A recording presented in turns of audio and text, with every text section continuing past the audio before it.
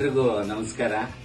ಇವತ್ತು ನನ್ನ ಕೈಯಲ್ಲಿ ಒಂದು ಆಹ್ವಾನ ಪತ್ರಿಕೆ ಇದೆ.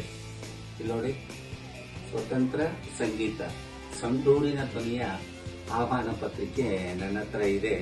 ಈ ಒಂದು ಕಾರ್ಯಕ್ರಮ ನಮ್ಮ ಸಂಡೂರು ತಾಲೂಕಿನ ಕುರೆಕುಪ್ಪ ಗ್ರಾಮದ ವೀರಗಾರರ ಕಟ್ಟೆ ಆಟೋ ಸ್ಟ್ಯಾಂಡ್ ಹತ್ತಿರ ಹಾಕಿರ್ತಕ್ಕಂಥ ಭವ್ಯ ವೇದಿಕೆಯಲ್ಲಿ ಸ್ವತಂತ್ರ ಸಂಗೀತ ಅಂತ ಒಂದು ದೊಡ್ಡ ಕಾರ್ಯಕ್ರಮವನ್ನ ಆ ಯುವಕ ಸಂಘದ ಎಲ್ಲ ಮಕ್ಕಳು ಸೇರಿ, ಊರಿನ ಧೈರ್ಯದವರು ಸೇರಿ, ಮುಖಂಡರು ಸೇರಿ, ಎಲ್ಲ ಯುವಕರು ಸೇರಿ ಈ ಸ್ವತಂತ್ರ ಸಂಗೀತ ಕಾರ್ಯಕ್ರಮವನ್ನ ಅದ್ದೂರಿಯಾಗಿ ಆಚರಣೆ ಮಾಡ್ತಾ ಇದ್ದಾರೆ. ಸುಮಾರು 3-4 ವರ್ಷದಿಂದ ನನ್ನನ್ನು ಕರೀತಾ ಇದ್ದಾರೆ.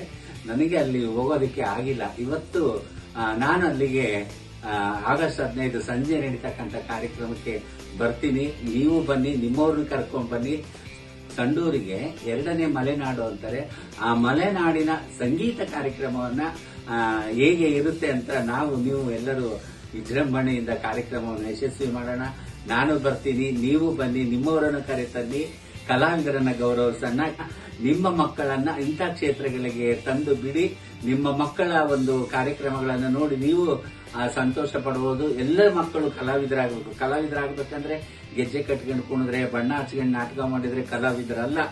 ಏನೆಲ್ಲ ಮಾಡೋರು ಕಲಾವಿದರು. ಚೆನ್ನಾಗಿ ಮಾತಾಡೋರು ಕಲಾವಿದರು, ಚೆನ್ನಾಗಿ ಬರೆಯೋರು ಕಲಾವಿದರು, ಚೆನ್ನಾಗಿ ಡ್ರೆಸ್ ಮಾಡೋರು ಕಲಾವಿದರು, ಹಾಡೋರು, ಕುಣಿಯೋರು, ಬಣ್ಣ ಹಚ್ಚೋರು, ಪ್ರತಿ ಒಬ್ಬರು ಕಲಾವಿದ್ರೆ.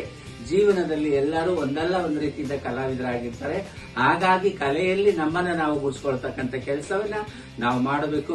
ಅಂತ ಮಕ್ಕಳಿಗೆ ನಿಮ್ಮಂತವರ ಸಹಾಯ, ತನು, ಮನ, ಧನ, ಇವು 3 ಸಹಾಯ ಮಾಡಿದ್ರೆ ಆ ಮಕ್ಕಳು ಆಕಾಶಕ್ಕೆ ಏಣಿ ಆಗ್ತಾರೆ ಅನ್ನೋದ್ರಲ್ಲಿ ಸಂಶಯ ಏನೇ ಇಲ್ಲ.